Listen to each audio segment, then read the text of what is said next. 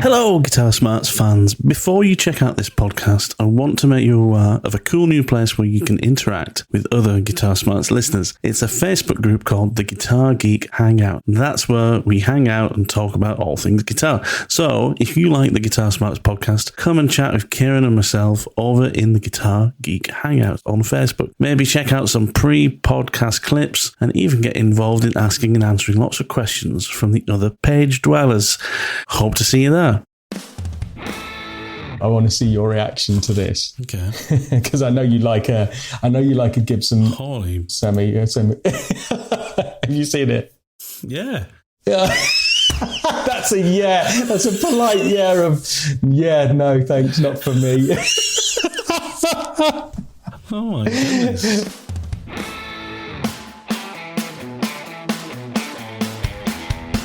Greetings, welcome back to the Guitar Smarts podcast. This week we are asking the question, if you had £3,000 to spend on a new guitar, what would you buy? We asked our listeners on the Guitar Geek Hangout what they would like us to talk about on the podcast.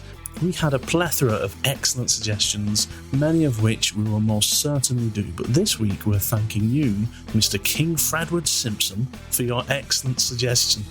Kiran and I have got 3,000 of our finest, well-earned imaginary English pounds in our pockets, and we've gone out and chosen 2 guitars each, something available off the shelf and something custom built. Listen on to find out what we chose and to learn more about that amazing colour choice Kiran made in the intro just now. As always, remember to like and subscribe to this podcast, that way you won't miss the next show. Using the LinkTree in the description of this show, you can get to our social media pages, especially the Guitar Geek Hangout page on Facebook, where you can get to know many other guitar nerds just like us. Remember, if you've got any comments or requests for the show, you can reach out to us through our social media page. That's about enough from me. Let's get to it. It's good to see you too, man. It's been too long. I was like, I know. When was it? It must have been early June. That's crazy. We've been so busy. Too much time. That is too much time. No, man. We've got a lot of catching up to do. We really have. How you keeping? You well? I am very well, buddy. Yeah, I'm really good. Thank you for asking. Yeah, excellent. Man. What's new, dude? What have you? What's been happening since the last time we spoke? Because it's been too long. It has been too long. So June, right? We went to the jam night together. That was end of May, beginning of June. Yeah. And then I've had holidays, which has been lovely. We went to I've been all over the place, mate. I've been to France, been to Turkey, did some work over in Barcelona. Yeah, I was barely in the country in June. It was a hard life. Yeah, but it sounds difficult. Yeah, it was difficult. It was tough, man. Someone had to do it, you know. Yeah. And then lots of gigging as well. Yeah. June was a bit quiet for gigs with me being out of the country, but May was busy, and now July's been full on. July is absolutely full on. I think I've got a gig every weekend in July. Wow. And quite a bit of August. Man. You're gonna have those chops properly, you know. Oh, you say that. You say that. I'm doing a depth gig tomorrow with the infamous and famous DLB. Infamous and famous. I mean, that is depth gigs, man. Just wow. Yeah, pushes you outside your comfort zone in a big way. Yeah. And first gig with in-ears, no amp behind me. Yeah. How do you feel about it? How do you feel? Yeah, everything feels very, very. I mean, to be fair, went round and had a little blast through with Damo. Bless him. Spent a lot of time taking me through, getting me all set up. We sound checked in his living room. Really? Before we set up for the gig. So yeah, I got everything set up on my iPad, tested out the in-ears, got all my sounds like ready. I've got my own iPad just to control all my mix for my in-ears. This is all new to me, right? This is all new to me. So yeah, it was great. And then got some more practicing ahead of me before tomorrow night's gig. But yeah, most of the set I'm pretty confident with. There's just a few numbers that I need to get locked in. But yeah, you know, it keeps you sharp, these kind of things. Keeps you sharp. Stops you getting complacent. Because I have the luxury with the Hot Fuzz of just rocking up, knowing the set list and just going for it, right? And so it's moments like this that remind me, oh yeah, you need to keep learning and practicing and pushing yourself because, yeah. Yeah, do. You're absolutely right. It's all good. It's all good. But you've been busy as well, man.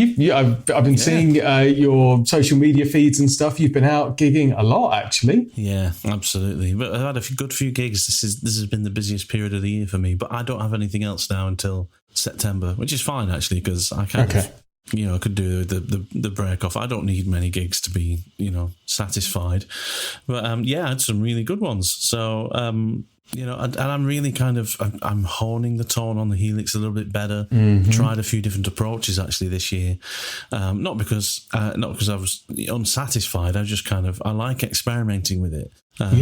For different gigs, different sounds, and as different songs come in the set, I need to remind myself I don't have to use this like a normal pedal board. I don't have to have one set of sounds and choose the appropriate closest thing. I can have if I need to have a different sound for a different song, it's a completely different rig, I can have that. It just needs to be a different preset. I'm a little bit lazy when it comes to, I'm not very good at taking the time to really create a proper bank of tones and sounds that I can use. I'm trying to do that a little bit more.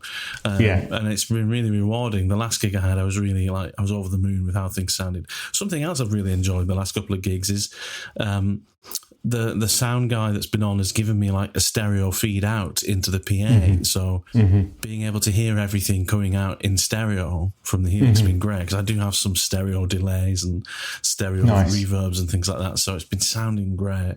And they've been really fun gigs. The band that I've been depping with this year, and I say depping with, I think I'm pretty much a first call for them now anyway, but they're just a really great bunch of guys, and the set they do is really cool. It's very soul, very soul and kind of 60s and 70s orientated, not too much modern stuff. That's right up your kind of alley as well, with a lot of your It's mostly rhythm guitar for me. There's very few songs, only one or two songs where I ever really get to do any lead stuff, but it's all stuff that is really enjoyable to play from a rhythm guitarist point of view, like Soul Man, things like that are really good fun to play, so I've been really enjoying playing with them, and they're a good fun bunch of people. So it's been a really enjoyable summer gig wise, Mate, I'm pleased. I'm really pleased for you. That sounds like you've had a great run of it, and I'm so pleased that the Helix is proving itself to be the tool you wanted it to be. Yes, although I did buy an amp recently. I told you that I bought a PV Bandit for 20 quid. This was a nostalgia trip, right? Though this was you had one in your youth, is that right? Years ago when I was about 18. And I loved it. Not the exact same model as this one. The one I had was the red stripe one. This is the silver stripe one. But it sounds awesome. It's so loud.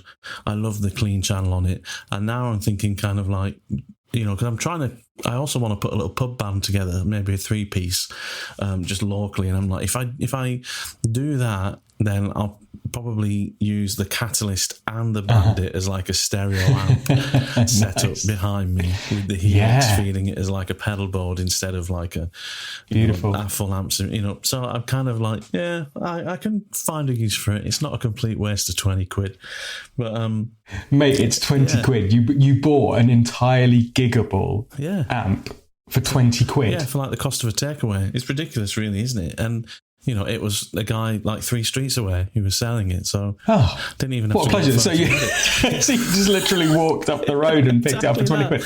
Mate, you can't argue with that. That's fantastic. Yeah. But I'll tell you what, though. So speaking of, I wanted to talk to you about something that I was reading this week. I sent you a link, actually. Because we're just talking now about kind of, doing deck gigs and things like that, and learning all these different songs and different styles.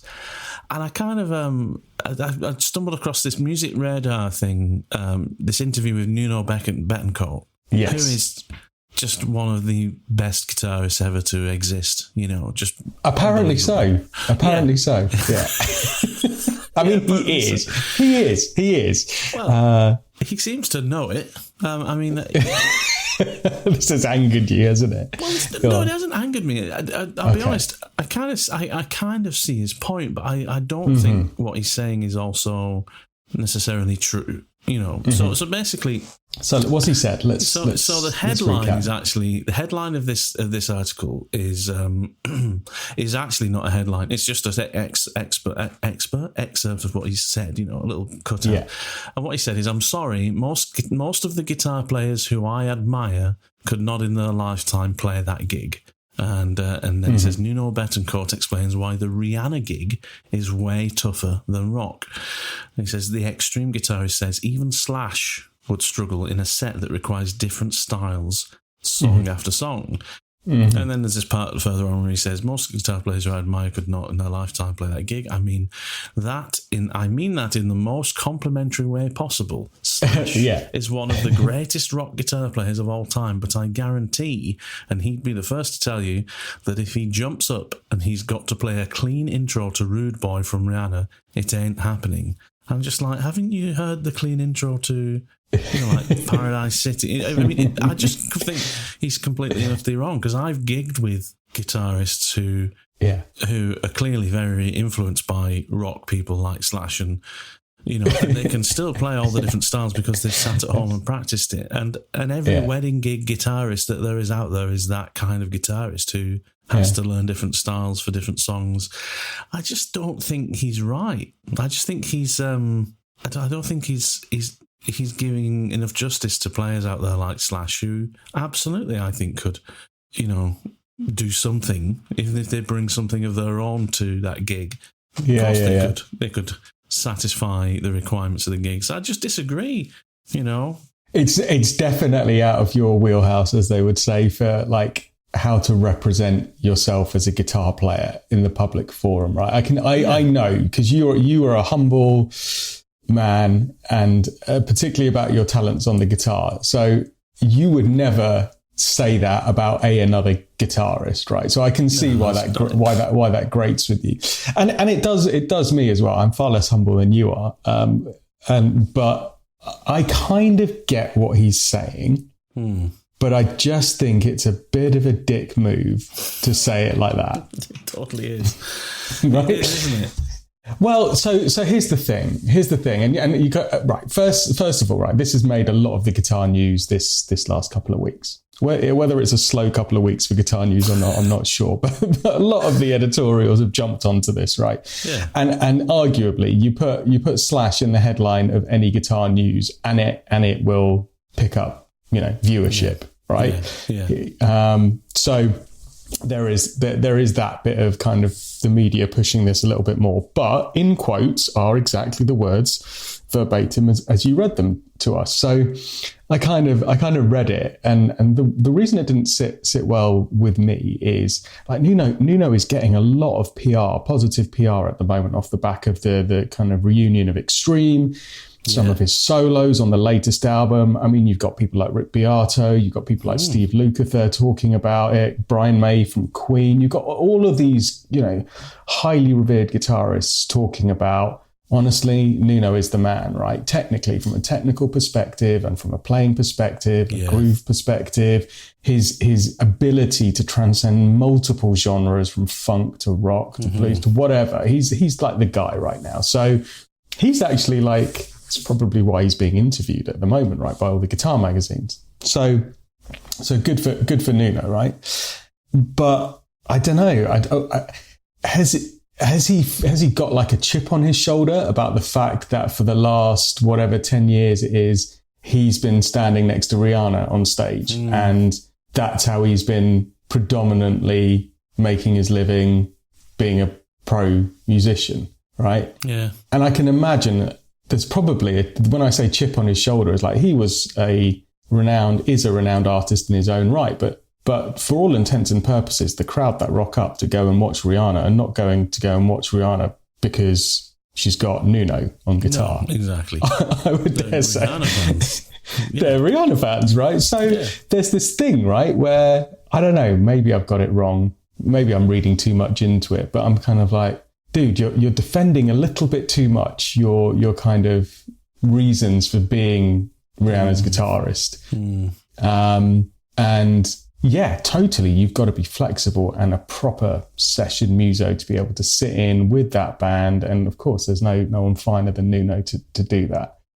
So you kind of go, all right, well, he's defending it a little bit more aggressively than is necessary, perhaps, as to the complexities of that gig. We all get it. We all get how complex that is. But then you go, well, how does he then further justify it? It's by taking almost like a passive aggressive indirect shot at another guitarist, right? Who he says, oh no, don't get me wrong, this is one of my idols and he's one of the greatest rock guitar players of all time. Yeah. But he's effectively saying, but I'm better than him because I can do this and he couldn't. Yeah, exactly. Right? Which I just think is like a bit of a dick move. And you don't know he couldn't, because I'm sure the first rehearsal you went into with Rihanna's band, you kind of, worked your way through the pieces, figured it out and realised what you were going to do, which any guitarist of that level could do. So... yeah, it's I think, I don't know, it's a little bit of foot in mouth kind of moment, I think. I think he makes it sound like that every night when you're playing for Rihanna, it's like some kind of unknown lion's den where you don't know what's coming at you, what song to play, and he makes it sound like it's some kind of, reactive kind of onslaught of music that only a guitarist as good as I could respond to so well. It's like, no, I'm sure every element of it is rehearsed, every bar is known, every transition between songs is pre-programmed on Ableton Live, and there's not a single thing, there's even a click track in your ears, there's nothing about that gig that isn't rehearsed. So it's wrong to suggest that any other guitarist in your position wouldn't have had the opportunity to have practiced and rehearsed guitar parts, to come up with parts, whether it's new things for the live show, whether it's recreating things on a record. I just think it's wrong to suggest that somebody else who is as revered a rock guitarist as he is, and Slash is as revered as anyone else in rock guitar. Of course he could have done something.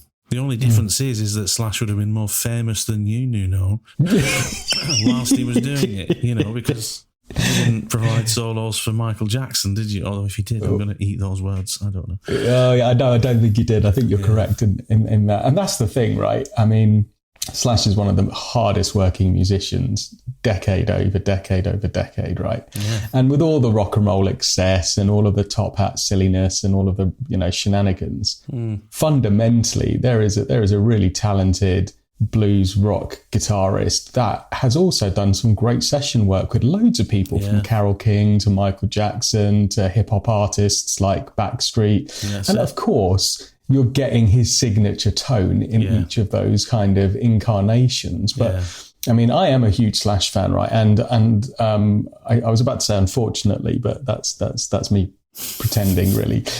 Pleasingly, my eldest son has just gone headlong into all of my music taste, right? And at the moment, my eldest, who is a guitar player and is doing really well and devouring the guitar, is fully on a Slash, like Guns N' Roses thing, right? Literally every track he wants to learn, he's like, teach me this, show me this. And he just watches the music videos over and over again and the live concerts. And I haven't sat down and listened to a Slash album in quite a while, right? Because there's other stuff I listen to now. But I'm reacquainting myself with that back catalogue and records that he's done since I kind of stopped buying the records every year.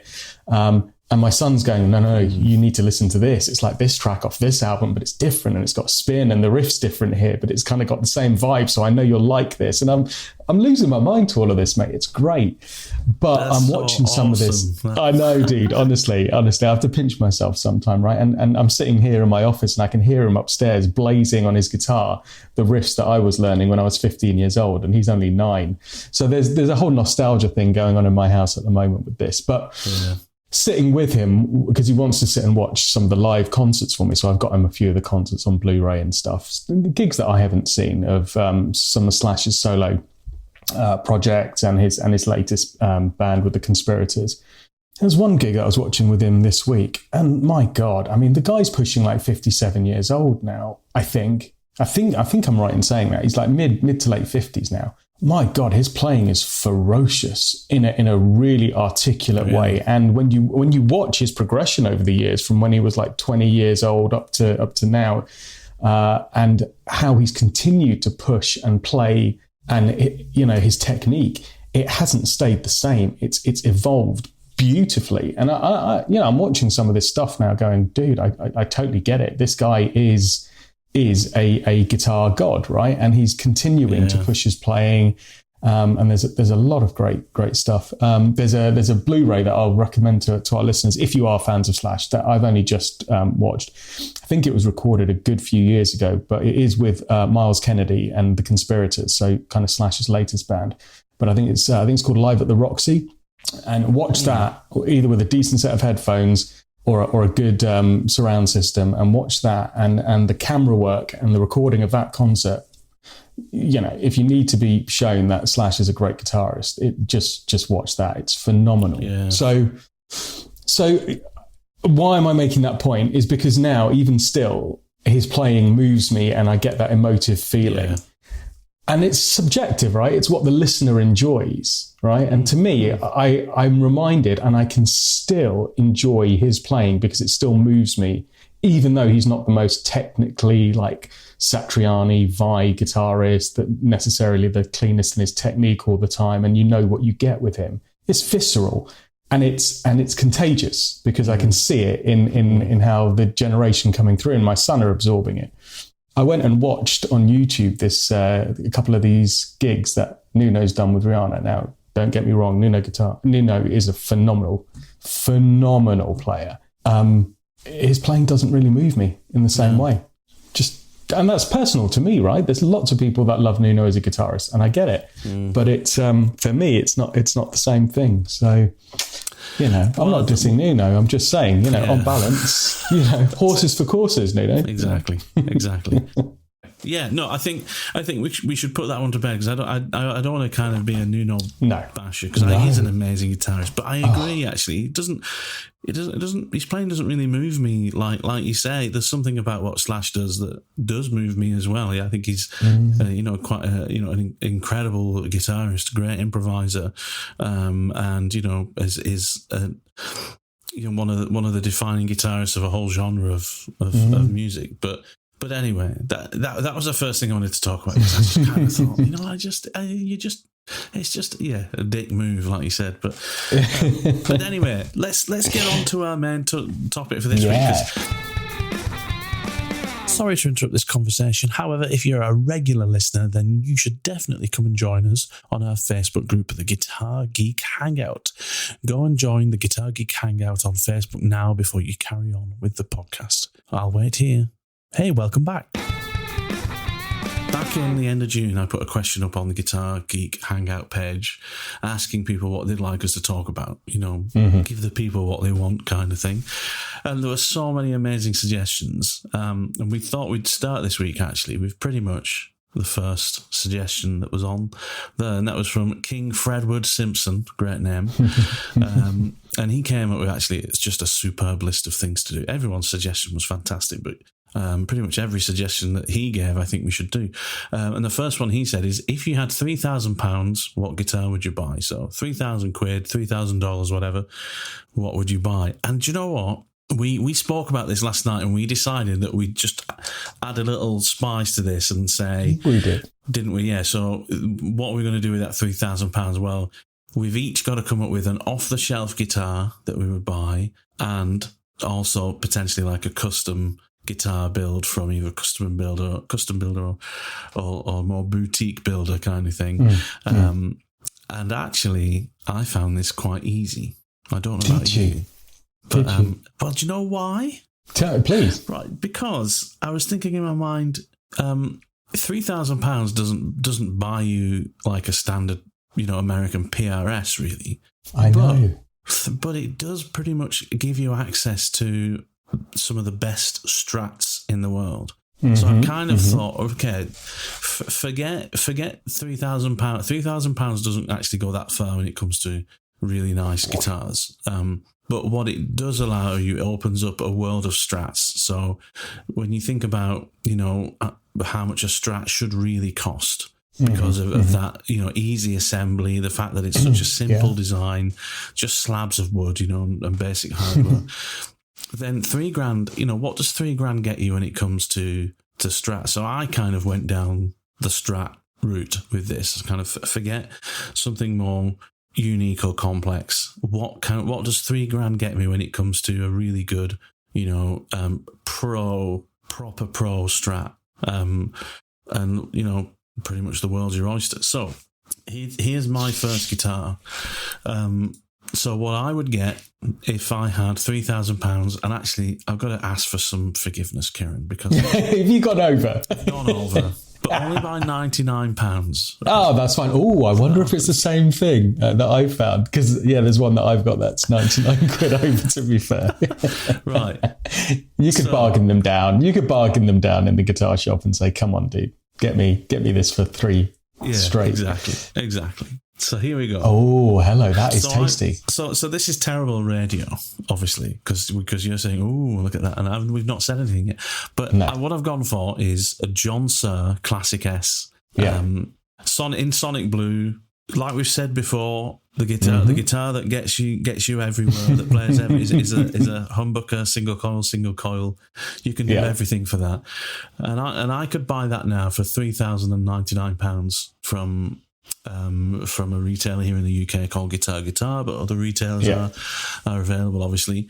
And the reason I've gone for that is because, well, one, I've always wanted to try a John Suhr guitar, because I hear a lot of people talking about how ridiculous good they are. Good friend, Mr. Rory Harvey, who we've had on the show, and he's a tremendous guitarist, one of the busiest guitarists I know, and a big Helix fan as well, just putting that in there. But his main guitars now are, he's got two Suhrs, I believe, a Suhr Classic T and a Suhr Classic S, and he pontificated in a WhatsApp conversation to me just about how unbelievably great they were as guitars, and I think it's down to it's kind of the law of diminishing returns in terms of is it the law of diminishing returns? I don't know. Anyway, it's basically everything that John Suhr does is all about the finer details that make the slightest improvements and all those things. Marginal gains. Gains, that's it. Diminishing returns, that's the exact opposite. Marginal gains, exactly that. It's all about those kind of little details, that he puts into things, like whether it's the neck shape, the heel of the neck pocket, the choice of hardware, things like the tremolo arm angle and length that are slightly different. So many different things that go into how well those guitars play. And I just think, if you're going to go out there and buy yourself £3,000 worth of a Strat, that, maybe that's the best you can do.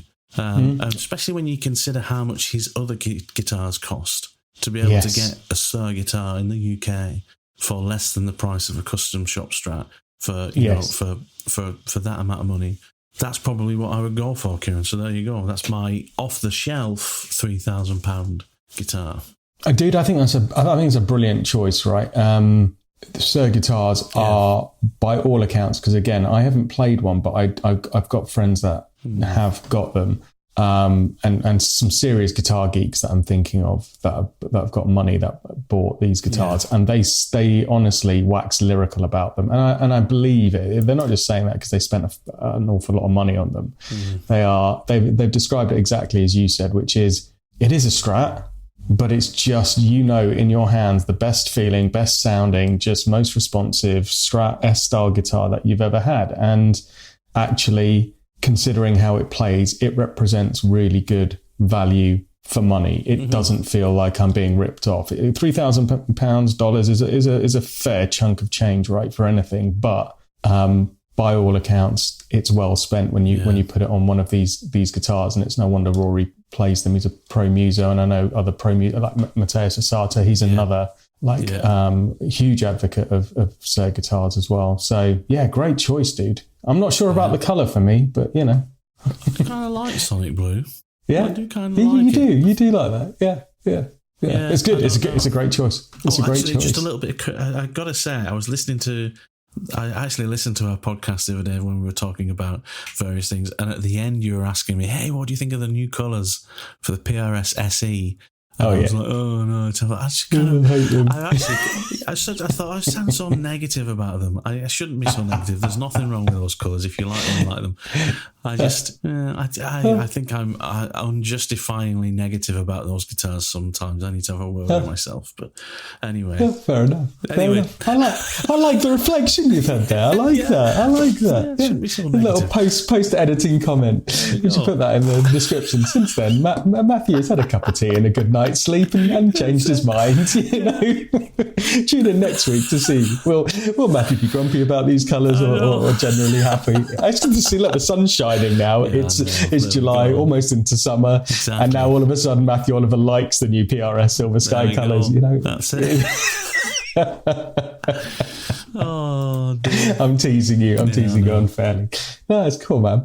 Right, dude. So, do you want me to go? Okay, right. So, look, I found this a bit more tricky, and I'll briefly say why. In my head, I thought, because I've been buying less expensive guitars recently and being really pleasantly surprised with them, all the way from really super budget cheap to kind of mid-range, and then, you know, I've waxed about it lyrically enough on this podcast, like some of the stuff from Tokai. In my head, I thought 3,000. Well, that's just going to open up a huge spectrum of guitars. Where am I even going to start? That's a lot of money. And then as I started looking, actually, it's a very clever pricing point to make a choice around. Yeah.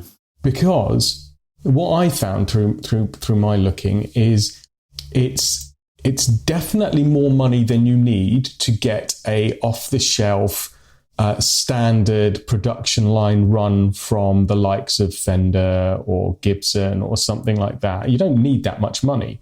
So you've got, you know, a standard Gibson Les Paul, standard American Strat, you know, probably half that price, maybe 2/3 that price, right? Yeah. So you're actually saying, well, we've got a little bit more money than that. Where can we go? But my observation then was the same as yours, is actually it's not quite enough money to get into the super premium stuff, right? Yeah. So things like custom shop build guitars from the likes of Fender or you know, anyone else that's doing kind of custom shop stuff, Gibson as well. It's not really enough to get you into the entry level brand new stuff for PRS actually. Yeah. For the American kind of made stuff. Yeah. It's an interesting price point there. The Music Man stuff as well. I thought, maybe you could get a Luke for that, because having played Damo's Luke, which is just stunning. Yeah. And again, another fine example of where you kind of feel, okay, this is an expensive guitar, but it's definitely worth it. I can see why it's this much money. Yeah. It's not enough money to get one of those. No, it isn't. So I was like, actually, this is a really interesting price point. So what I did find a whole bunch of in this range, you've got a few options here. You can either save a third of that money, and then you've got a whole plethora of guitars that you can go and look at. But if you really want to spend the full amount of £3,000, actually, what I kept finding that appealed to me as off-the-shelf stuff was a lot of signature guitars, which is, I think, it's that price range where you're paying a little bit more money above and beyond the kind of standard, production line of some of these guitar manufacturers like Ibanez, Gibson, Fender, PRS, some of their stuff. But you're paying a little bit more for somebody else's signature on the headstock and maybe a few little appointments on the guitar that the standard wouldn't have. So things that sit into that price bracket then, obviously, the now, world famous PRS Silver Sky, still retailing for around $2,800 pounds. Yeah. Great guitar, arguably, a rival to the Sir Strat that you just described. Yeah, really direct rival, actually. Direct rival, right? So the PRS Silver Sky, I'd be quite tempted with that if I had $3,000 to spare. Yeah. The guitar that I've kind of coveted, but then decided against and ended up saving a bucket load of cash and modding my own. But all of the Slash Gibson signature Les Paul run that are out at the moment, they are all just underneath that kind of $2,800, $2,900 range. So I'd be quite tempted with one of those. A nice, set neck, good Gibson guitar, Slash's name on it. We've just spoken a lot about Slash. Those guitars hold their value. That if you're not into any of those, and this is the thing with signature guitars, is it's kind of a bit polarizing, really, if you don't like the artist. But the Nita Strauss Ghost, I've noticed that's a really cool looking guitar, and that's kind of in that price range as well. So there's a lot of signature stuff out there that you could look at. My choice for the money was actually, and let me see if I can find it, in terms of off the shelf standard kind of stuff. I could have bought any one of those, but actually what I went for was a Gibson ES 339, and I'm going to send you this now if I can, so you can have a look at it. And because we just had a conversation about polarizing colors, yes or no? I want to see your reaction to this. Okay. Because I know you like a Gibson semi. Have you seen it? Yeah. That's a yeah. That's a polite yeah of yeah. No, thanks, not for me. Oh my goodness! No, that is a cool colour, yeah. Because I think they do it. I think Epiphone did a similar colour recently on an inspired by Gibson. Yeah, it's cool. It's almost like, was it a Blueberry Burst? Yeah, because I think it is like Blueberry Burst. I think, was it Gary Clark Jr. had a correct? Is that right? Good knowledge. That style? Yes, he did. It is a very cool colour. I just didn't expect you to go for that, but it is very, very cool. That is actually a bargain. Yeah. Isn't it? I mean, true to my tight-fisted nature, it's actually on sale at the moment as well, right? It's got £400 off. Yeah. But, it's a proper bona fide Gibson, really nice figured maple top. 339, nice size, so nice giggable size, whilst being a bit chunkier than your normal Les Paul. And that colour, I just think it's a wicked colour. I agree, and I think if you spent £3,000 on a guitar, you would feel like you'd spent £3,000 every time you opened up the case and saw that or looked at that hanging on the wall, because it's a little bit special. I think again, all of this is completely subjective. It is subjective, but that is a very cool guitar to grab for £99 less than the Strat I chose. That is a fantastic choice, mate. Very, very excellent choice. I should put some links to these guitars actually in the description so that our listeners can go and have a look at the choices we've made as well. But yeah, that is cool. Do you know what what I like about that is that they haven't gone for the kind of basic dot inlays. They've gone for block inlays on the fretboard. Yeah. I think that sets the neck off beautifully. I've always loved block inlays on 335 and 339 style guitars. I just think they look great. Me too. But dot inlays obviously are kind of like the original kind of thing. But that's awesome. Yeah, but I prefer the blocks as well. I've got blocks on my 335, and I picked it for that. Yeah. Here you go. There's another one for you to look at if the Blueberry Burst offended you in any way. Defend me. I'm just surprised. Oh wow, that is nice. That's so cherry, 60s cherry. That is. Yeah, so you can have the same guitar, including hard case, in a lovely, more traditional, figured, almost quilted looking cherry top. Yeah, beautiful. Which is pretty lovely. Yeah. Pretty lovely. Gorgeous guitar. Yeah, absolutely gorgeous. And I mean, it's still a fair chunk of change, but I think that represents a good investment as well. Yeah, I think. Do you know what? Credit to Mr KingFredward Simpson, who suggested this price range for us to look at guitars at. That is, it's a very unique price range, because it is. You could go $1,000 either way and have more choices. Do you know what I mean? Correct. You could go up to $4,000 and be like, okay, now there's a whole new world of guitars. And you go down to $2,000 and have a whole new world of guitars. But for some reason, £3,000 seems to be this dip in choices. Exactly. Isn't that this is why I found it difficult. And I don't know whether that was done inadvertently or not, but it actually presented for me quite a conundrum, because I thought there's going to be so much to choose. Yeah. And of course, there are a lot of guitars out there for this price range, but none that I thought were right guitar for that money. You know, you'd either spend a little bit less and get something else, or you'd spend a bit more. And so, yeah, very clever price Fantastic point. choice, dude. Yeah, cool. Okay, so that's our off-the-shelf things. Like if we had to walk into a guitar shop, had $3,000 burning a hole in our pocket that day, we'd try out, you know, one of the Sirs, we'd try out a 335, we'd maybe try out some of these artists' signature guitars. If we wanted to leave with a guitar that day and go, right, there we go, we've blown $3,000 and that's a nice guitar. But what if we wanted to go a bit on guitar safari and maybe go and try something completely wild card with that same money? Yeah, well, I went for a Strat again. But the reason being is because one of the builders that I really admire out of the UK. We spoke about him before, and when we spoke about you know lesser known luthiers, the podcast we did probably a year and a half ago, this guy popped up. Okay.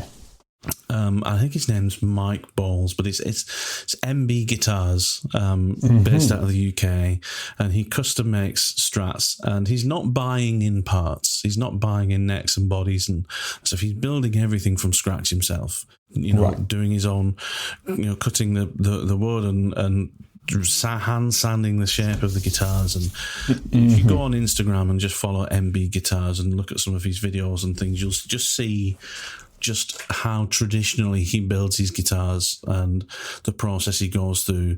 I think his waiting list is a year and a half at the moment. Something like that. Incredible backlog. People like Tomo Fujita have played his guitars. Oh, cool. You know, he's a really up and coming, you know, SVL, you know, Simon Law style kind of business. And I just love how some of his guitars look. He just has this amazing way of being able to build vintage spec Strats and Telecasters that look like you know, the real thing. Just stunning instruments. But the reason I've chosen them also is because his pricing, I think, for that kind of guitar, when you look at the marketplace around, is really competitive. I mean, a Strat style guitar, the basic spec from him starts at £2,900, which is crazy when you think about it. You know, for someone who builds small batches of guitar, he builds like 2 or 3 guitars at a time. And you know, does everything from scratch. You know, he's carving the neck, everything. You know, and one of the other things he does, which not many people does, is he offers the choice of slab or veneer fingerboards. There's not many custom builders do that now. Most people just do it as a slab, you know, straight onto a flat neck piece. But he gives you the choice if you want a veneer board. And for our listeners, the difference is that obviously your fretboard has a radius. It's rounded over. Some are flatter than others. But most guitar builders will put a piece of wood as the fretboard that's flat onto the neck piece, and then that is radiused, and that's called a slab fingerboard. But what they used to do in the 60s is this, to try and save money. I think this was an early CBS thing, is instead of radiusing the fingerboard, the more expensive piece of hardwood, that ebony or rosewood, they would radius the maple neck itself and then put a veneer of rosewood or ebony over that was curved to meet that, so that was less wood being used.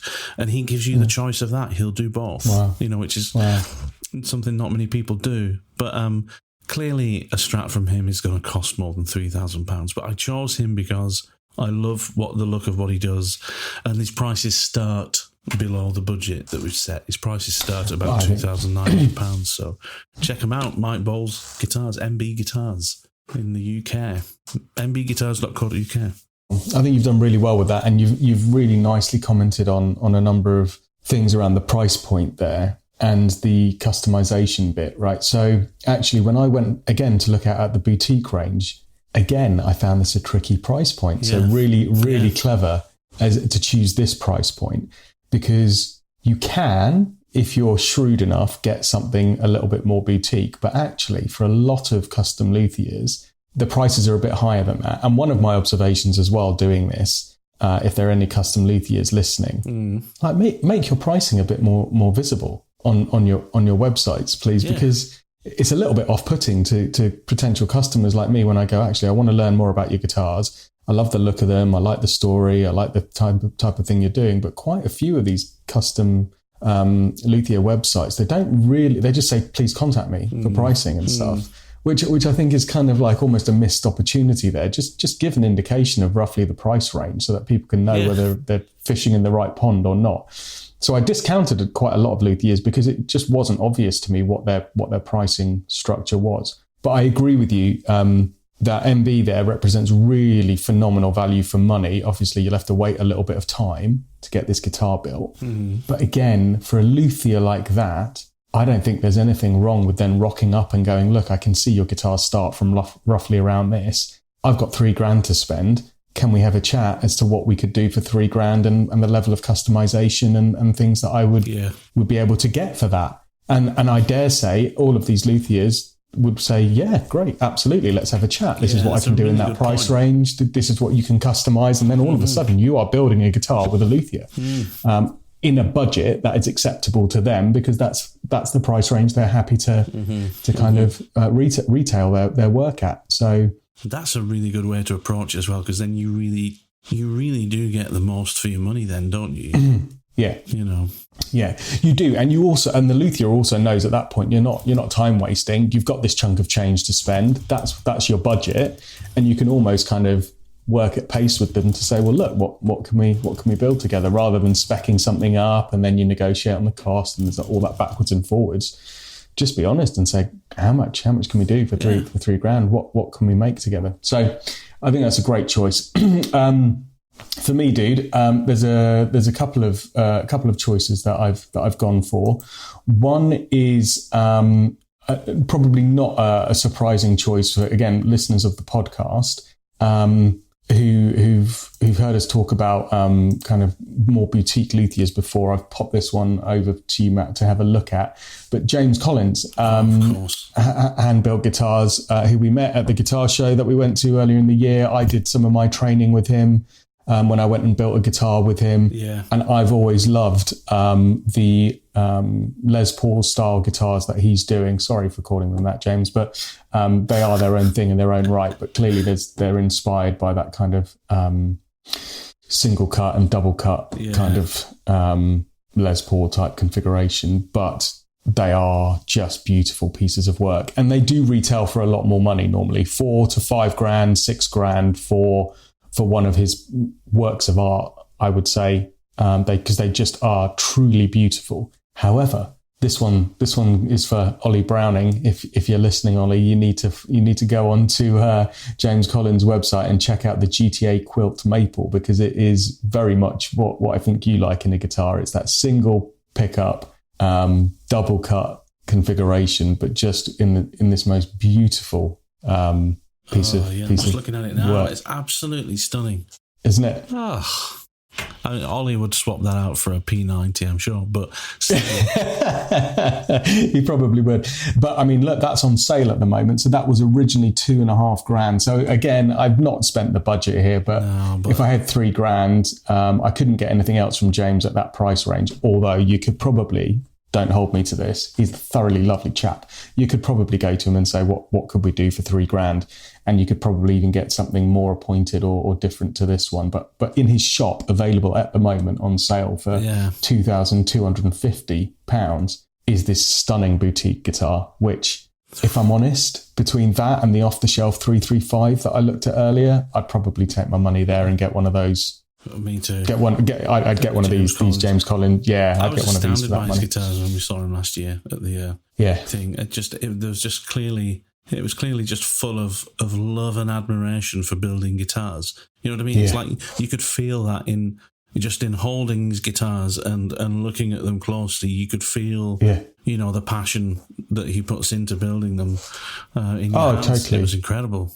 As I said, he taught me how to build Strats, and I spent a good amount of time with him. He's a proper guitar nerd like us, and it's passion and the details and the OCD level that he goes into, all the things that appeal to me, and that comes through in his guitar designs, the quality of the finishing.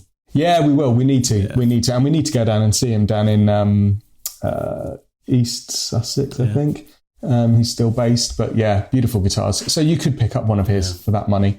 And then lastly, mate, a wild card. I know I was only supposed to pick one, but I came across these and I thought, oh, these are quite tasty. So if you're not wanting to wait a year or so for a custom build boutique, and you want something a little bit different than off the shelf, but still with that handmade luthier feel to it, I came across these. Have a look at what I've just sent you. A guitar brand that I'd not heard of up until now. Maybe you have. Mayons. Now, is it Mayons?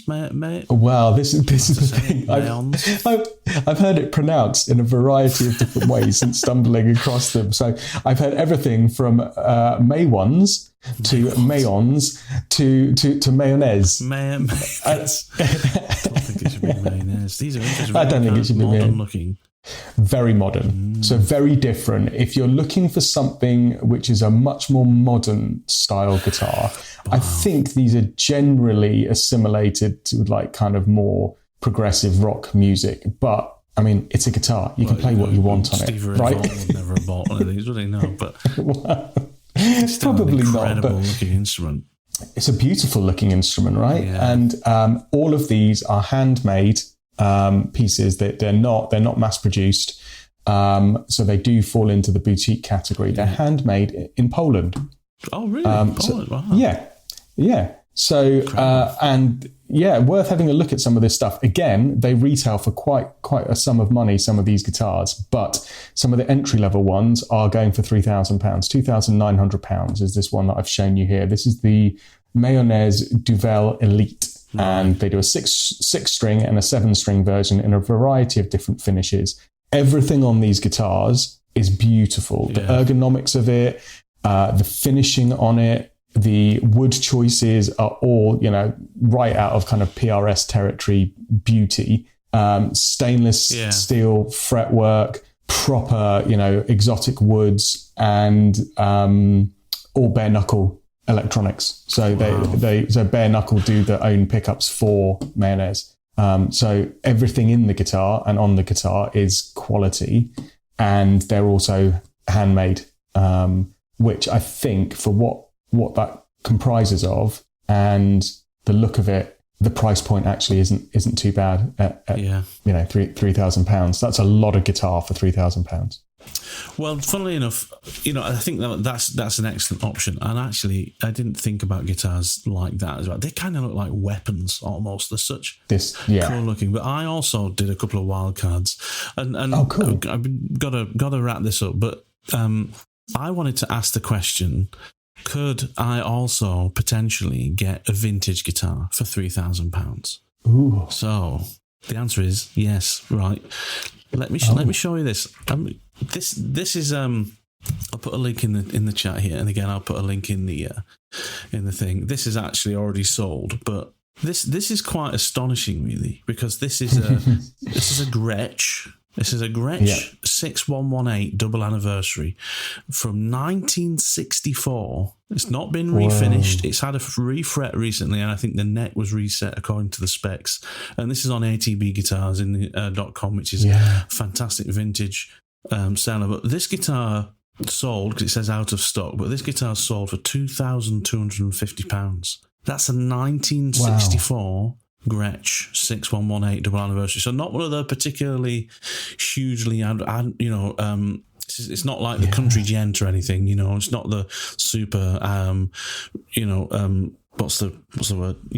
Not the famous models of Gretsch, but it's still, it's got that Gretsch look, it's a single cutaway, large body, large box, Gretsch guitar. But that's a 1964 bona fide vintage instrument with it's the in original lovely hard condition. Shell case, it's in great condition. It says this is in great representation of the Gretsch sound of the mid-60s, with the high-low pickups providing a subtle yet twangy timbre. Great Gretsch tone with the looks to match. And it's a 2-tone guitar, so it's got, obviously different colours on the back, but £2,500. And then check this one out. And refretted as well, nicely refretted. So very nicely refretted. And then here's another one. So again, you can get a vintage guitar for very reasonable money. This one's on Vintage and Rare Guitars This is a 1973, so not super. It's not like golden era vintage, but it's still vintage. It's still this is a 50-year-old instrument. Fender Mustang competition red. That's cool. Vintage and rare guitars. Just under £5 under the budget, $3,000. That guitar will not get any cheaper. That is. You could put your $3,000 into that guitar, and in 10 years' time, you'd take every penny of that back out. Yeah, if not more. If not more. So, there's a huge kind of indie following for these type of offset like Fender guitars. So, and I don't see that going away anytime soon. Yeah. So this style of guitar from Fender, I think, will get ever more popular as the years go by, and people that grew up like now, loving the offset guitars and stuff, in years to come will pay good money for a vintage one like this. So I think that's a good investment. Absolutely. If that floats your boat. Yeah, brilliant. Cool. Well, there we go, dude. Welcome back. Great.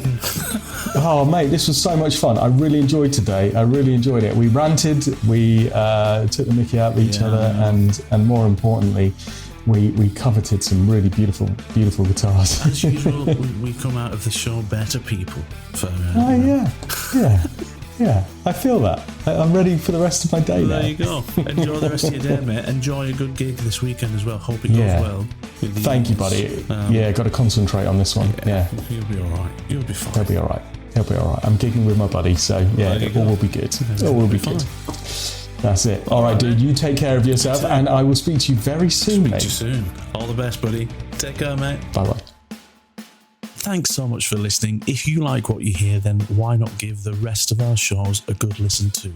And if you love our podcast and you're a regular listener who wants to support the show even more, then consider buying us a coffee over on our Buy Me a Coffee page. Anyway, best wishes. See you next time on the Guitar Smarts podcast.